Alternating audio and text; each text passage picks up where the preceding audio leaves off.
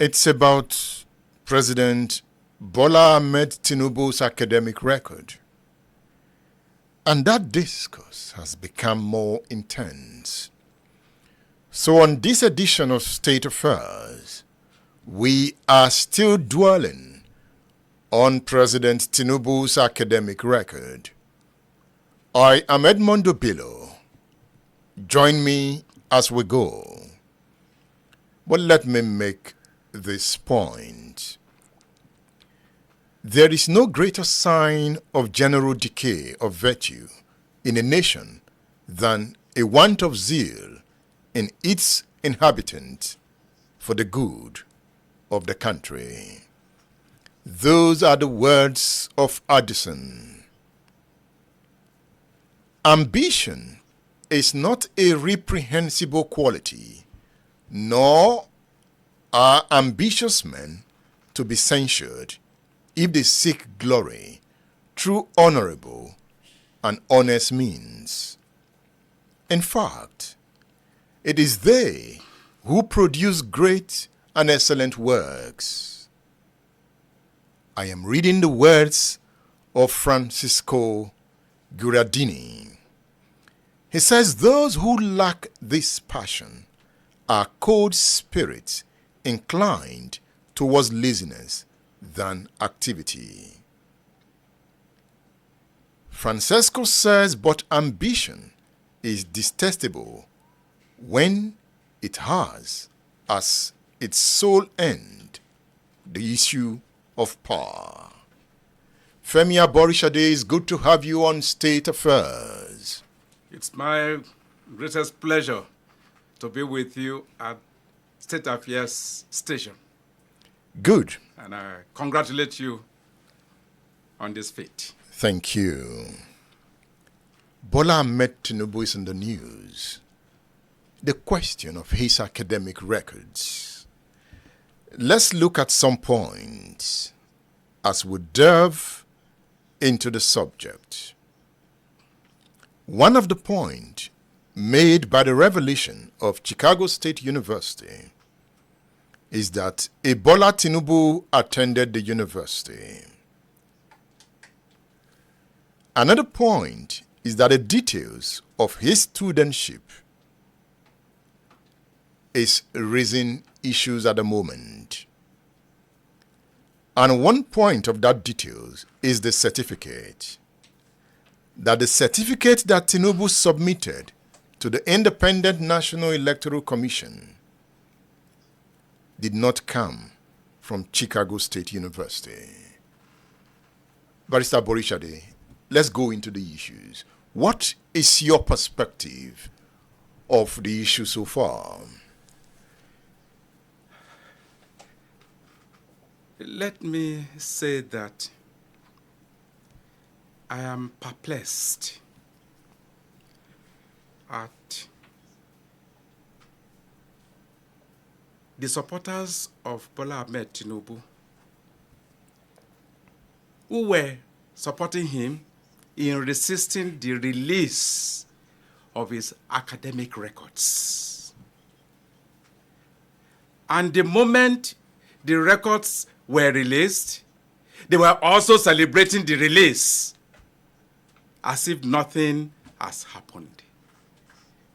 At the backdrop of President Bola Tinubu pleading with the court through his lawyers that please don't release my academic records, because if you release them, they will constitute severe and irreparable damage. And some people are saying the release means nothing and that it actually vindicates President Bola Tinubu. And I say that the release of those records have posed more questions than answers. So what are these questions? One is that the university, Chicago State University, affirmed that indeed he attended the university and earned a degree. But the certificate which Bola Ahmed Tinubu submitted to INEC, they disowned it, that it did not emanate from them, that they came to their conclusion through the transcripts. As far as the certificate is submitted is concerned, it did not emanate from them. So that is the fundamental question, because to contest for the position of the presidency in the country, he was required to submit his certificate. He submitted a certificate, and the university is saying, no, this certificate he has submitted did not emanate from us. So in law, what is that called? Well, it would, from my point of view, there is some inconsistency. Okay. The university has not said he has forged it, but they said, no, this certificate does not emanate from us. So that raises a big question mark. But not only that, in the documents released to the former Vice President Atiku, the age of President Bola Ahmed Tinubu is in question. We do not know when he was born. By the documents he submitted to INEC, he claimed to have been born in 1952. In the documents submitted to Atiku, there are contradictory dates. One carries 1954. Another carried 1955. Not only that, the third contradiction is in terms of the gender. We do not know whether President Bola Ahmed Tinubu attended Chicago State University is male or female, because the university in the admission letter addressed the admission letter to Mr. Bola Ahmed Tinubu. However, another document which he used or allegedly used to gain admission carries the F female gender. That is the document from Southwest College. So, exactly. Therefore, those documents have raised more questions than the answers being sought. Is this why? And the conclusion to be drawn from such is unfortunate for the country, because there ought not to be such controversy around the personality called the president of any country, the president of Nigeria. Is this the irreparable damage the lawyers of Tinubu wanted us to avoid? No, we will have to ask them. But I think that these contradictions are weighty enough for any reasonable, normal human being to be concerned. Because I know that before I retired from teaching in the Polytechnic Ibadan, if a student approached us, because when an institution offers admission to any student, and you have to register, and the student happens to be in my own department, and there are these contradictions, such a student will not be admitted. Now, is this a failure of Nigerian security system? Because this is a man who ran for first term and second term as governor of Lagos State. He submitted his credentials to INEC, and supposedly the DSS has a way of scrutinizing these documents. He ran again as president in 2023.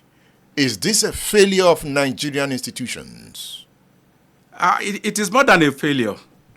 I think what we should say is that we run a criminal enterprise. We run a criminal enterprise. And day in, day out, corruption is being written into our laws. Corruption is being written into our constitution. One, I recall that under section 137, sub 1, sub J, presentation if you were indicted at all on any ground, you'll be disqualified from contesting. That clause was deleted in 2010-2011 amendments. 2, in the past, under the Electoral Act, the Electoral Commission was empowered to look into the background, the documents submitted by contestant candidates. The ruling class were very smart. They amended the Electoral Act and they disempowered the Electoral Commission, INEC, from having to reject any candidate.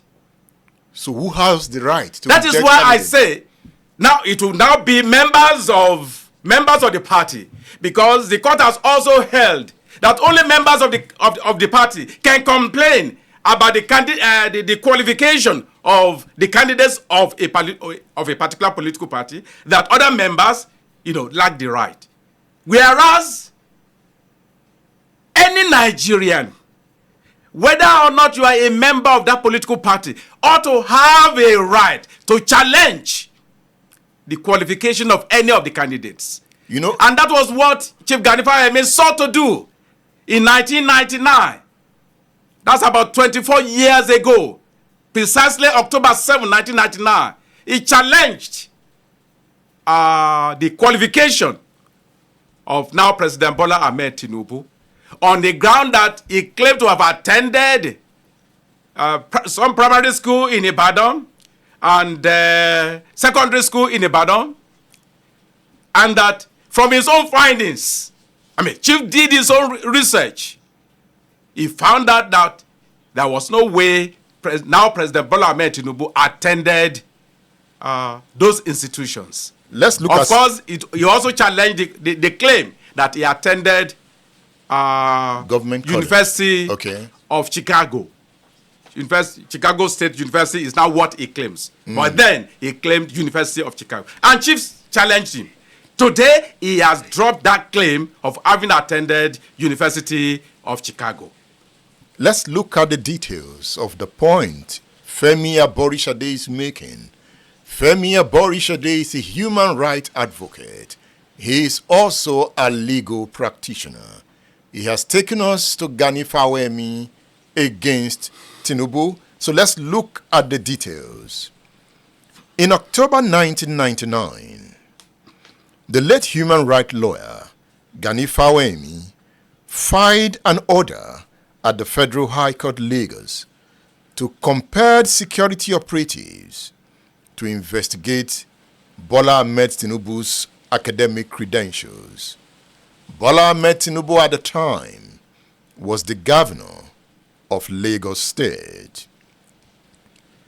Tinubu had claimed in the filings he made to the Independent National Electoral Commission in 1999, when he ran for governor of Lagos State, that he lost his certificate. He stated in the forms he submitted to INEC that he attended St. Paul Children's Home School, Ibadan, from 1958 to 1964, and Government College, Ibadan, from 1965 to 1968, before proceeding to Richard Daley College, Chicago, from 1969 to 1971, and the University of Chicago. So that is the point you make here. Exactly. Now we are talking about Chicago State University. Exactly. He has dropped the claim, over which Chief Gani Fawehinmi challenged him then. He no longer refers to that particular institution. So could that be an error? Well, we will have to ask him. Fawehinmi in the court document wanted an order of mandamus praying the court to compel security operatives to investigate the allegations against Tinubu. By the time Gani was taken on Tinubu, the Lagos State House of Assembly had cleared him. How do you define that? Well, I think that is strange, because it is not within the powers of a State House of Assembly to clear an individual for allegations, criminal allegations made against President Bola Ahmed Tinubu, then by Chief Gani Fawehinmi. It is not within the jurisdiction, the powers of a State House of Assembly to clear him.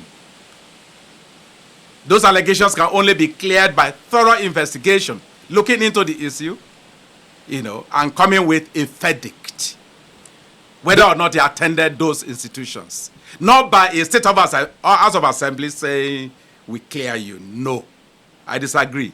The Federal High Court, in its judgment at the time, ruled that Tinubu, as then sitting governor, enjoys immunity from prosecution, meaning he cannot be tried. Exactly. And that was supported up to the Supreme Court. Although the Supreme Court held that though he could not be tried by virtue of Section 308 of the Constitution, the police could investigate him, but that the police could not be compelled to carry out the investigation within a particular time frame, that the police has the discretion to determine which criminal allegation they will investigate at any point in time or not. But that being governor does not protect him, against being investigated. That after he was no longer a governor, he could then be prosecuted. But then the police failed. Why do you think the police failed to go after Tinubu when he left office? Well, like I said, we run a criminal enterprise. And the system protects wealthy people, prominent, wealthy people. If it were an ordinary person, of course, they would have gone after him immediately. And that is why I advocate that we need to amend this Section 138 of the Electoral Act 2022 that provides that whoever is declared the winner of an election will remain in office until the petitions are determined. I think that the law should provide that whoever is declared winner is not sworn in until the conclusion of petitions. Because in this country, once you are a governor, and particularly once you are a president, you are next to God in the perception of many people in the society. And you are in control of resources. People look up to you for contracts, for positions, for influence. So it's difficult. It could be difficult to get people, to do the needful. Comrade Aborisade, in 2022-2023, Tinubu did not mention primary school and the secondary school he attended. But in 1999, he told us that he attended St. Paul's Children's Home School and Government College. Was that not a red flag? Of course, that is clear enough that there are some gaps, there are inconsistencies, there are questions to answer. You are not allowed to make certain claims at one time, and then you drop it, and you expect people not to cry foul. No, it shouldn't be. It shouldn't be. Atiku celebrated Gani Fawehinmi yesterday when he was in that international press conference. Is that good news? I don't see it as good news, because Atiku was vice president, and was a close pal of Bola Ahmed Tinubu when Chief Gani Fawehinmi was challenging the credentials of Bola Ahmed Tinubu in 1999. He was supporting him then. I recall that in the course of those struggles, the life of Chief Gani Fawehinmi was almost snuffed out. Within the premises of the High Court in Lagos, when he was challenging Bola Tinubu over his claims of the academic qualifications. His Pajero Jeep was smashed. Chief Fawehinmi was just lucky he was not sitting at that side where they threw heavy stone that smashed the Pajero. And his driver was also smart enough, to escape those who wanted to kill him. And this is the challenge. When people who have questions to answer are in position of power, we could be seeing strange attacks, strange disappearances, strange killings, even strange policies being dictated by the IMF and World Bank being imposed on our people, like the removal of fuel subsidy, for example, that has thrown this country into money, into confusion, into agony. Since President Bola Tinubu was sworn in and he made the pronouncement, fuel subsidy is gone. You were close to Gani Fawehinmi. If he were alive today, what would he be saying? If he were alive today, and if he still had the strength, Chief Gani Fawehinmi would still be in the streets, protesting and fighting. He had fought the battle up to the Supreme Court. So there's no way he could still institute a legal action over an issue that the Supreme Court are determined that the police should should try him, should investigate him at their own time. Up till now, since 1999, they have not told us they have carried out any investigation.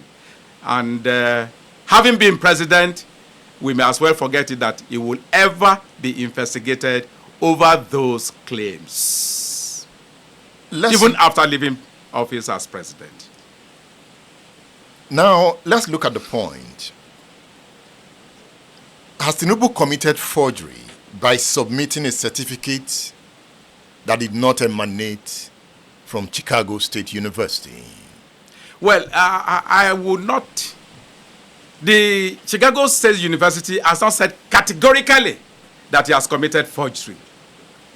A criminal allegation the standard of proof is beyond reasonable doubt. It is the court that will have to make that pronouncement. And that was what Chief Gani Fawehinmi was trying to say.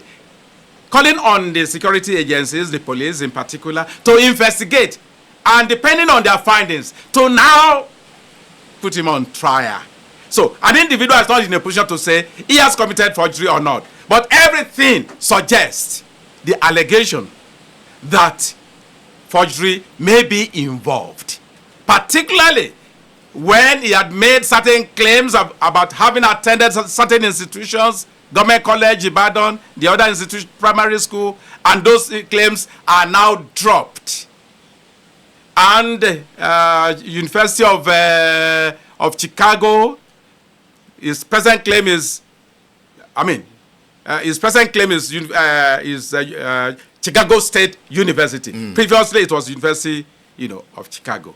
These, and then the contradictions in the documents, contradictions in the age, three claims around age, contradictions about gender,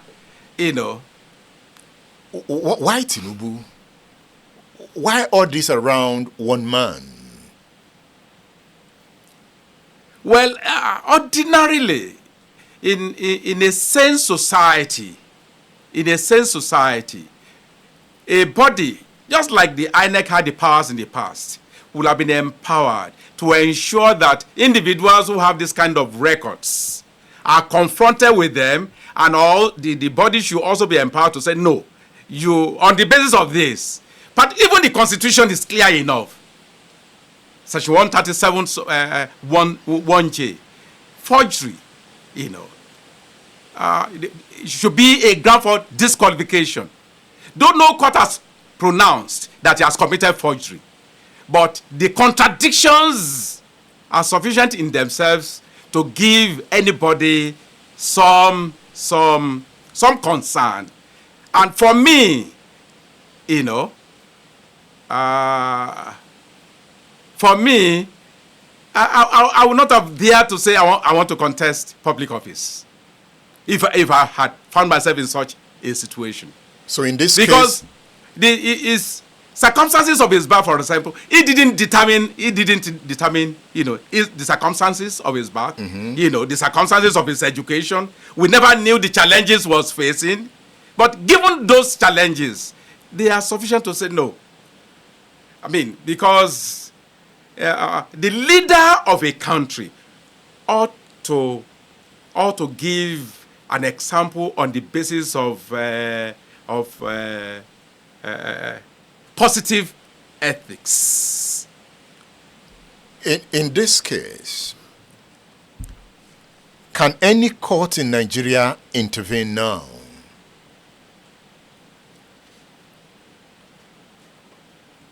I should think so, depending on the questions they put before the court.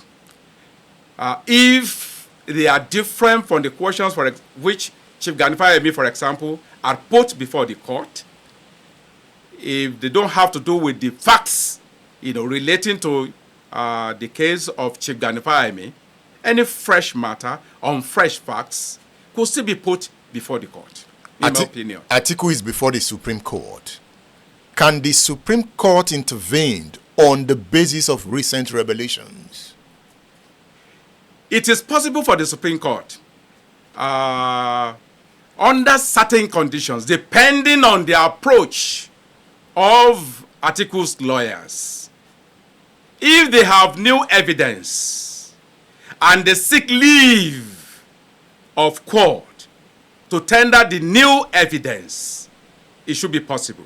However, what the Court of Appeal pointed out was that allegations about non-qualification on the ground of certificate was not pleaded in their petition, that it was raised in their reply to the respondents, to Tinubu and the APC, at a time when Tinubu and APC were not in a position to respond. So it will now depend on the way in which his lawyers handle his case. I'm not in a position, I don't have access to what they filed, what the respondents filed. I only have access to the judgment of the Court of Appeal. So it will depend on their approach. The Nigerian people is looking on the judiciary to intervene. I think that, yes, answering your question directly, yes, the Nigerian people are doing so. But I also think that it is not simply a legal matter. I think citizens should also intervene to say, Mr. President, come clean. Provide us answers. Provide us, convince us about these contradictions. What is actually your age? Why the contradictions? What is your gender? Why the contradictions? Come clean to us. I think that citizens should also intervene politically by saying the president we want is a president that will not have these kinds of controversies around him. I think the president of Nigeria should be in the news for better issues that would inspire young people, not issues that will encourage young people to want to follow those examples.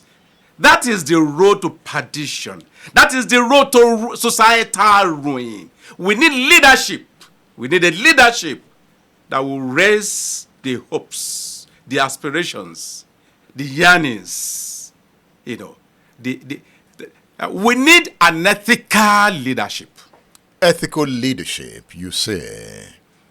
Here we are talking about a president that some have come up with a man-woman identity about him. We are talking about a president that the appeal court recognized that he forfeited drug money to the U.S. government.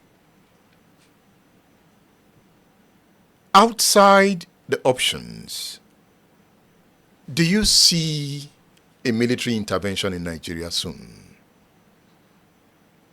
Let me say outrightly, I will oppose military intervention. Military interventions have never solved the problems of the Nigerian people. The Nigerian people would have to continue to fight as they do, even under civilian governments. Whether civilian governments or military governments, they rule in the interest of capital. They rule in the interest of the wealthy class. They hardly rule in the interest of ordinary people. So, regardless of the form of government, military or civilian, the Nigerian people should always be prepared to fight for their rights. How do they go about that? Therefore, but the point I'm seeking to make is that though we do not want military intervention, but military intervention may be inevitable if the pains and pangs of the Nigerian people, the deprivations, the sufferings, the frustrations being experienced by the Nigerian people continue, the way they are, particularly since May 29 this year, when President Bola Tinubu was sworn in. It will be inevitable, even though it is not the solution to the problems poor people face. Femi Aborisade is on State Affairs.